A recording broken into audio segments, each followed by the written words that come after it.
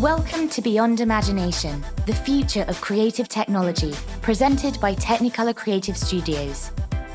I'm your host, Isabelle du Plessis, Global PR Director across The Mill, MPC, Mikros Animation, and Technicolor Games.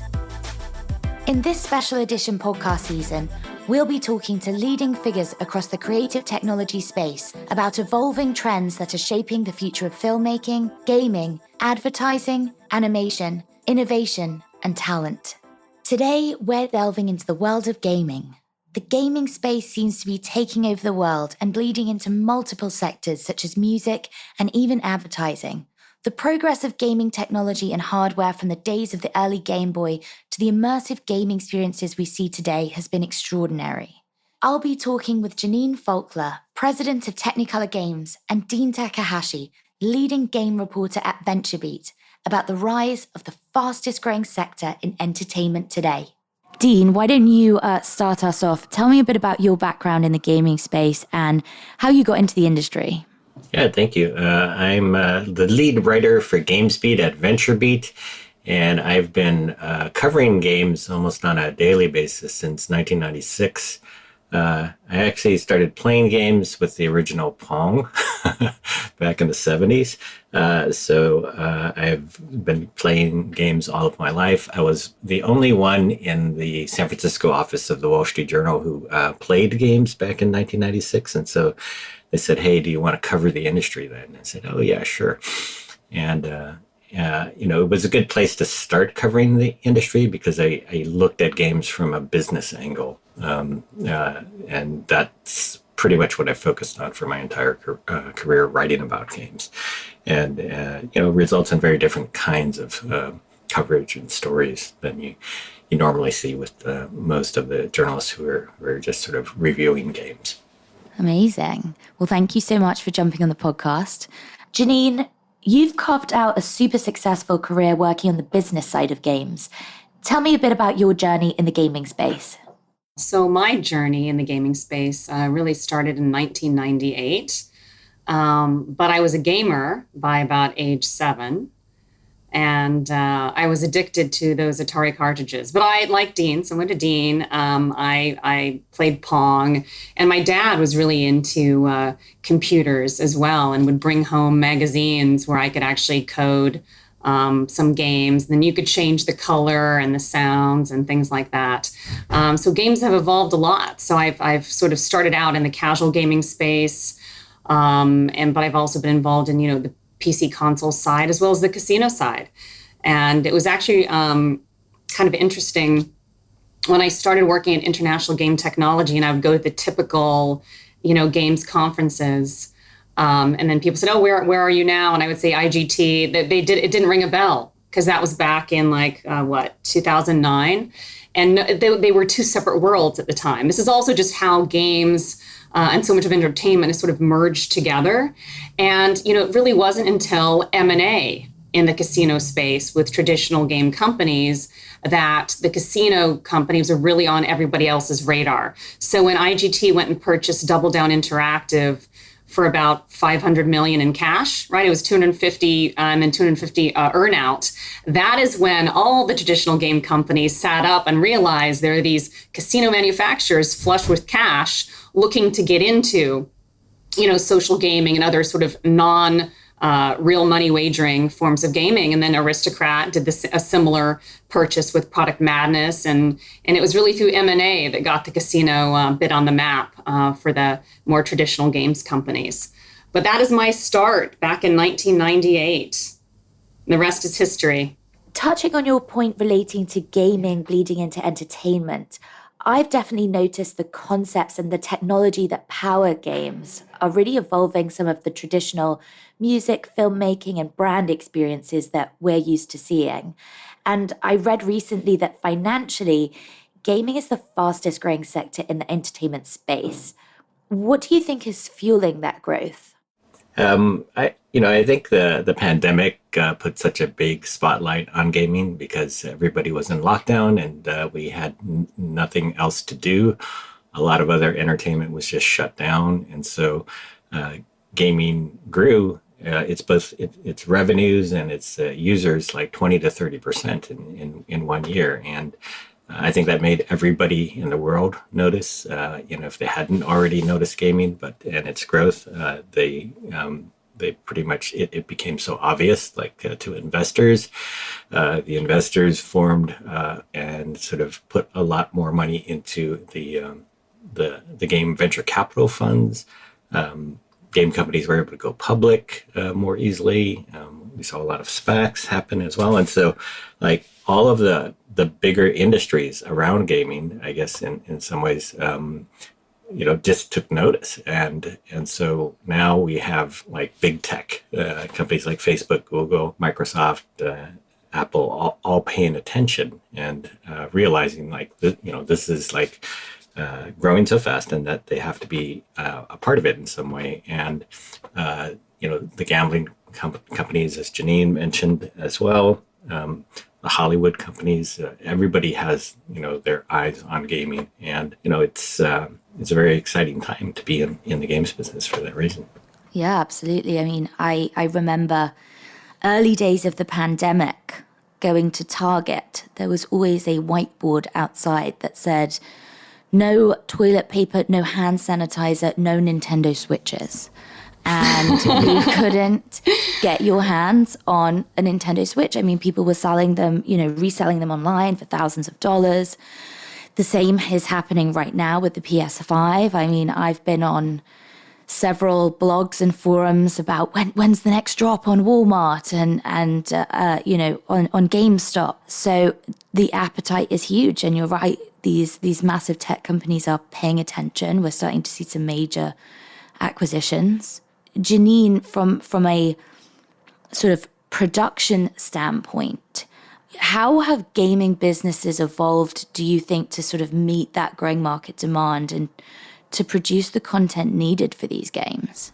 Yeah, I mean, like Dean mentioned, the pandemic really, drove a lot of growth. And I think everyone saw, right, how games has been, recession resistant. It's pandemic proof. It grew more than ever, even though people used it for very different things, right? For some people, it was just a solo thing. For others, it was a way of actually meeting friends online and having that social component that they were missing out on with all of the lockdowns. And it's easier and easier to get into games these days on the production side. And there's still a lot of space, I think, for some really excellent games. We're seeing a lot of really good games from indie developers that are popular. They may not be as, in terms of fidelity and the technical side, may not be there like the really big players in the space. But there's definitely things that are super popular. It seems during the pandemic, gaming provided a real sense of community for people stuck in isolation. I remember one colleague telling me they were hosting meetings with their team in VR golf at one point to break up the monotony of video calls. And I also had friends who used gaming as a platform to socialize when getting together in the real world just wasn't an option. And I wonder if perhaps this really helped facilitate a cultural shift and the acceptance of building bonds and spending time in virtual spaces. I think pre-pandemic, potentially, there is more of a cultural stigma around how much time people spent in virtual worlds and in game environments. But we've really seen a real rise in the appetite for these virtual worlds in tandem with the rise in social platforms and virtual dating and companies really wanting to explore their footprint in the so-called Metaverse.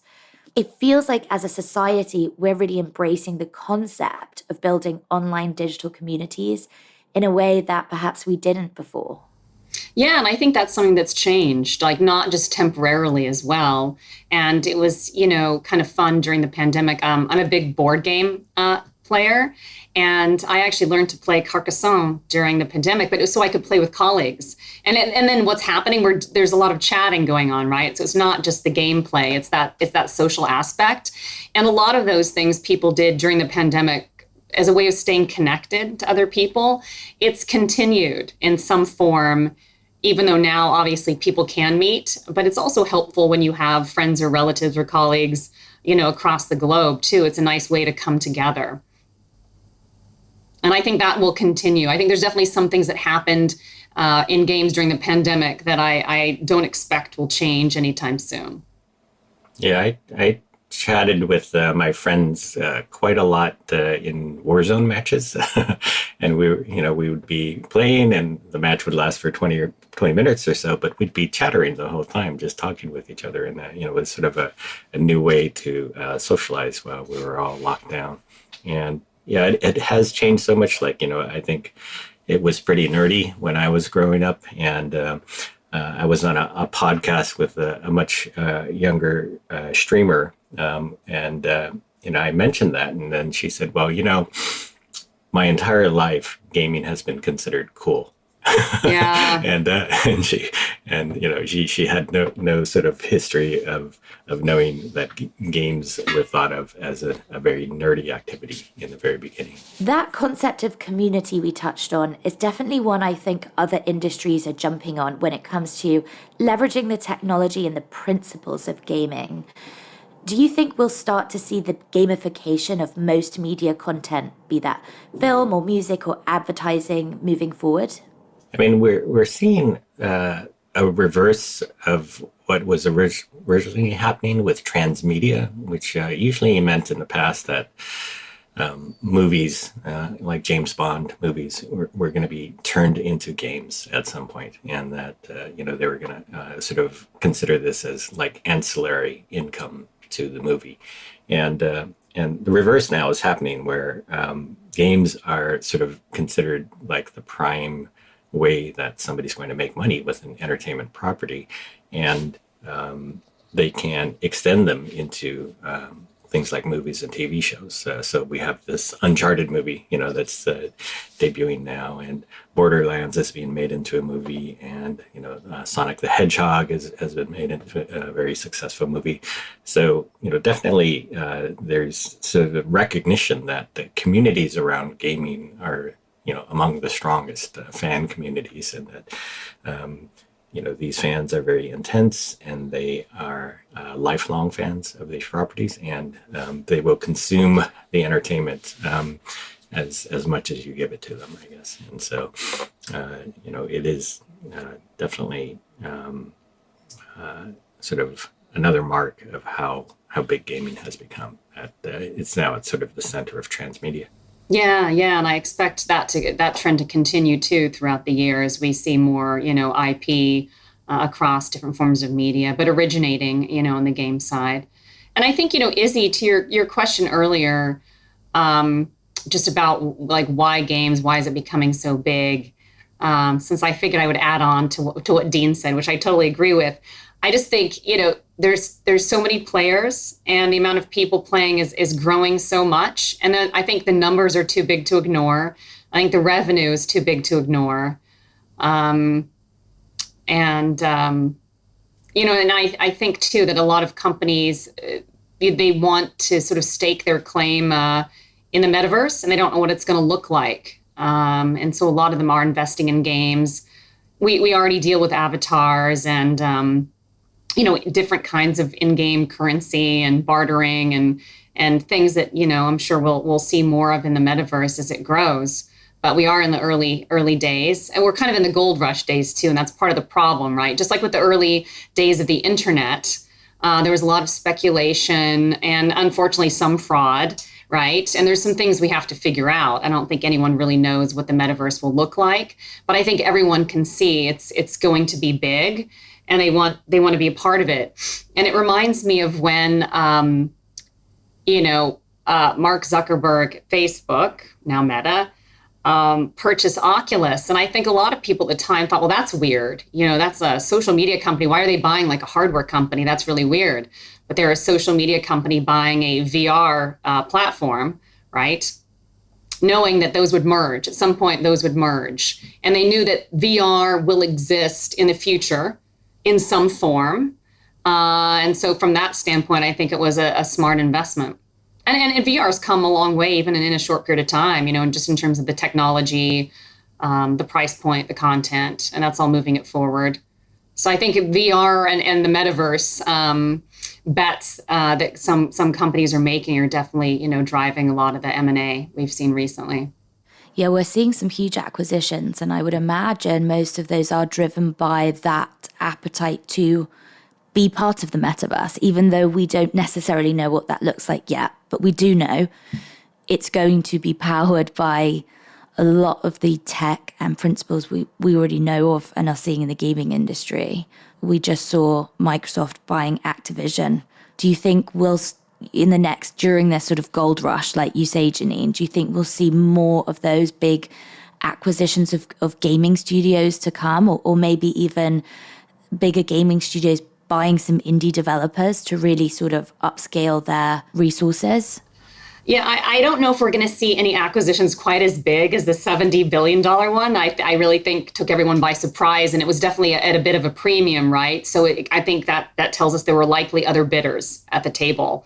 I wouldn't be surprised if Facebook was one of them. But I think that there will be other acquisitions. I don't know if anything will be quite that large. And the way things used to work was, sort of medium-sized game companies would buy indies, and like large game companies would buy medium-sized companies. That's I feel like that's something that's changed in the last couple of years. You do see large companies buying really small ones. But then, Dean, maybe you have something you want to add. Yeah, I've been looking at different reports that have been done about this. And in 2021, Drake Star Partners, an investment bank, they reported that there were $85 billion in deals done in the game industry across investments by venture capitalists, acquisitions, and public offerings as well.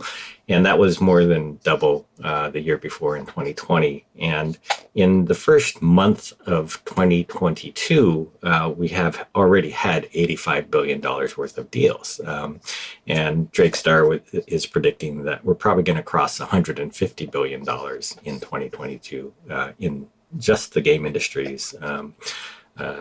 M&A activity and public offerings and investments again. And I think what that means is that, everybody's sort of been thinking about these big deals in terms of hey, billions of dollars is changing hands.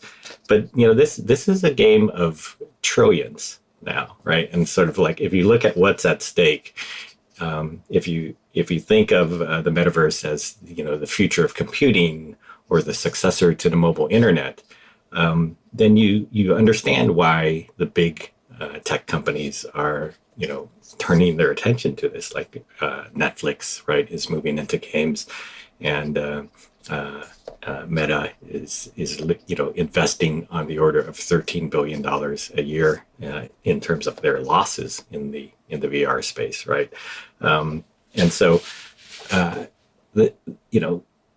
so much money is going to sort of be focused on this area, and you can't build the metaverse, according to Jason Rubin at Meta, without the game engine, because it's just sort of fundamental to building spatial animated spaces, right?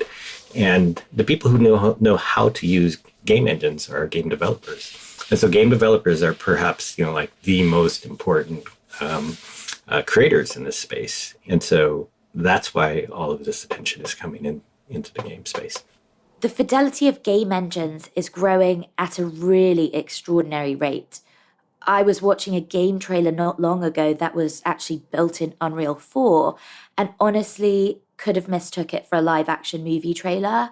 And that's coming from someone who's worked in the visual effects industry for 10 years, and I'm fairly adept at identifying assets being built in CG. Having said that, there is a huge diversity of creative styles in games. And most of what I see is still fairly stylized.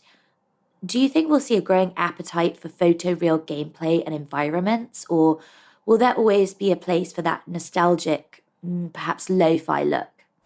I think sort of the blocky animations of like Lego and Roblox and the other sort of cartoon-like animations are always going to appeal to kids, or to the kids that are in adults, right? The kids that are in us, and so that style I think will continue. But yeah, the the realism is getting so much closer to real life, and to matching the quality of movies. Like linear films and interactive games are just moving so close to each other. Like they're being built with the same tools, like Unreal, as you mentioned, and so yeah, I think the metaverse has a real chance to emerge as something that looks, completely realistic and real time. And I think Kim Labrie, the chief technology officer of Epic Games, he's predicting that,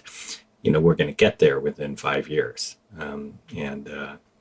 He's been watching this space for decades. Like he was one of the people who did the special effects in The Matrix, right? And so, I'm looking forward to this. But at the same time, we have so many technologies coming into it that it's going to be a little scary, right? To have things that look so real, and to have artificial intelligence that also makes whatever's created in the metaverse feel so realistic. The people within it, the non-player characters, that we're going to have to create some new boundaries just to keep ourselves sane, I think. It seems like we're at a very fortuitous moment in time wherein we're seeing the convergence of evolving technologies such as high-fidelity engines and less clunky hardware really coming together to make some of these interactive experiences far more accessible. The barrier of entry to engage is lower than ever. However, the quality of content is higher than ever. So it really feels like we're at that perfect point in time for this concept of the metaverse to really work, as you mentioned, Dean. Definitely. I'm looking forward to sort of being in these worlds, I guess. And I think the, attraction for a lot of the companies in this space too is, they recognize that gaming has a lot of engagement, I guess. People spend hours at a time in games, in the virtual worlds that we already have today. And what they want to do is add some other things like work and other kinds of entertainment, like the movie or the music concerts, or watching movies together, working in virtual spaces with people who are remote co-workers, and that adds up to more hours in the day that you would spend in these virtual spaces. And we kind of need that now because we do have the pandemic still with us, right? And everybody's getting tired of Zoom calls, and I think that having some kind of metaverse there as a way to distract ourselves from reality is going to be important. It's important for our mental health even, and so there's just a lot of forces that are sort of making the timing right, and creating these sort of interesting opportunities for all kinds of companies to come into the space, again, centered around gaming. And we're also not just seeing accessibility in terms of from a consumer standpoint, but I think far more accessibility now in terms of the educational tools that are available. I mean, when I was in school, it never occurred to me and was never presented to me that I could be a coder or a game developer or a CG artist. And I think people are so much more aware that those jobs are available to them now, but also there is a lot of accessibility to tools such as Roblox or free downloads of Unreal and YouTube videos. I mean, there are so many self-taught, incredible artists out there. Do you think we'll start to see a real wave of indie developers, coming up through the ranks and competing with those bigger studios? Are we starting to see a democratization, do you think, of an industry that was a little more shrouded in mystery before? I think there's definitely a place for the indie developers. Yeah, I mean, I think they can definitely, like I said, compete in terms of popularity and success. But, still at this point, I think competing with some of the AAAs is really tough, just in terms of fidelity and some of the technical expertise. But I would love to know what Dean thinks about that. But there are a lot more tools and trainings and things like that, which is great. And I think more and more people wanting to go into games, which again is how it's changed a lot. Because, maybe this is the same experience Dean had, but, when I started in games in 98, it's very confusing to one's parents, actually. And I got questions for quite some time. Now, what do you do again? And if I had just said I'm an attorney, they would just, even if they don't understand what I would do, they would at least feel they did. They could put it in a box, right? And the funny thing is, I was in law school before I got into games. And I studied intellectual property, and it was actually in one of those courses that the general counsel for a company called Wizards of the Coast was actually presenting, saying, I had friends that created this company and they needed help, and I was still in law school and I didn't know anything about copyright or trademarks. I had to research it, and this is kind of what I do. And it gives you a path, right? And I think sometimes it's important to hear from other people, sort of following non-traditional paths as well. But yes, gaming is much more like it's a real industry now, unlike it used to be, a few decades back. But I don't know, Dean, what do you think in terms of indie developers and their place in the world, and can they really compete with some of the really big game developers, in terms of sort of final product? Well, I think that, the part of being an indie that has become very interesting is user-generated content, right? And it's sort of like modding is sort of how a lot of these creators got into creating things related to games. And that has taken off with worlds like, Minecraft and Roblox. And so those are sort of the entry points for a lot of these young people to just sort of experiment and get into it and start creating things. And soon enough, you have these now gigantic worlds like Roblox with, 55 million people coming in every day. And a lot of, everything created in Roblox as user-generated content. And you have these indies being able to sort of band together now and to form their own companies to make games on top of Roblox. That's sort of how big it's become. And those games are getting billions of plays. And I talked to another developer named Brendan Green who created PlayerUnknown's Battlegrounds and the Battle Royale genre. And he wants to build a gigantic world, a very Metaverse-like place.